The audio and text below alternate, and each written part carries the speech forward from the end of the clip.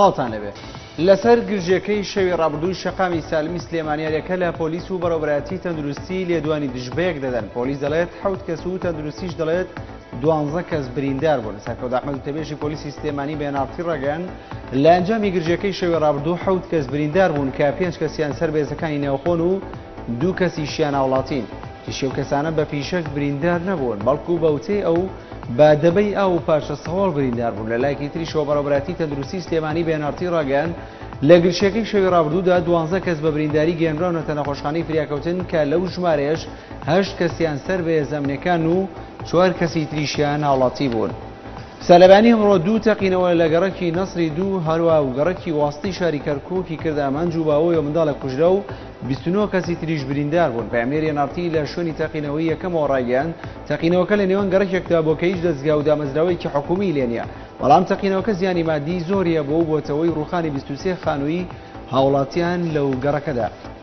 کۆمیسیۆنی باڵای سەربەخۆی هەڵبژاردنەکان ڕایگەیاند شوێنی تایبەت بۆ دەنگدانی ڕۆژنامەنووسان چەرخان کراوە تاکوتوان لە نزیکەوە شوێنی کارەکانیان بەشداری هەڵبژاردننی پارلەمانی کوردستان بکەن.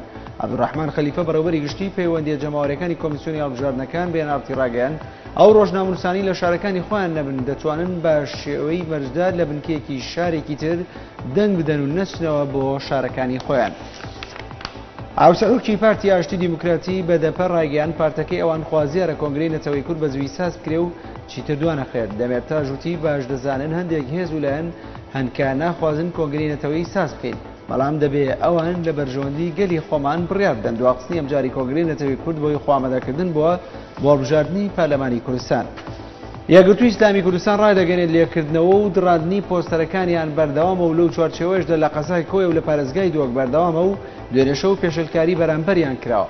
بەیاننووری بەرپرسی مەکتەبی هەڵبژاردننی یەکگرتووی ئیسلامی بەیانناڵتی ڕاگەیاند لە سلێمانی لەلایەن یەکێتی و لە هەولێر و دۆکیش لەلایەن پارتیەوە لافیتە و پۆستەرەکانی لێکراوەتەوە ئەوش بە ترسێک لە دەنگی یەکگرتوو وەسف دەکات. بەیاننووری وتیشی ئامادەکردنی سکاڵا بەرەنجامی نابێ و هیچی لێ سەوز نابێت. ڕوونکردنەوەیەک وەزارەتی ئەوقافی حکوومەتی هەرێم ڕایدەگەێنێت کە تا ئێستا دەستی ئامادەمەزرانی هیچ کەسێک نەکردووە و هەروەک وەزارەتەکانی دیکەی حکوومەت چاوەڕێی ڕێنمایین. ئەو ڕوونکردنەیە دوایەوە هات کە پێشوەزیری ئەوقافی هەرێم لە لەدوانێکیدا ڕاگەیاند لە کۆی گشتی میلاکاتی دامەزراندن لە حکوومەتی هەرێم بۆ ساڵی 2013 400 پلەی وەزیفی بۆ وەزارەتی ئەوقاف تەرخان کراوە.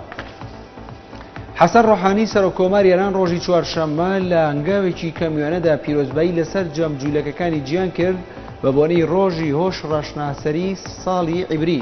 ڕۆحانی لە لاپەڕەی تایبەتی خۆی لە تۆڕی تویتەر بۆ بۆنەیەوە پیرۆزبایی لەسەر جەم جوولەکەکان کردووە و لەگەڵ پیرۆزبایەکەشدا وێنەی کەنیسێکی جوولەکەی لە تاران داناوە. کورتەیەک لە هەواڵەکانتان پێشکەش کرا. هەرشاد بن.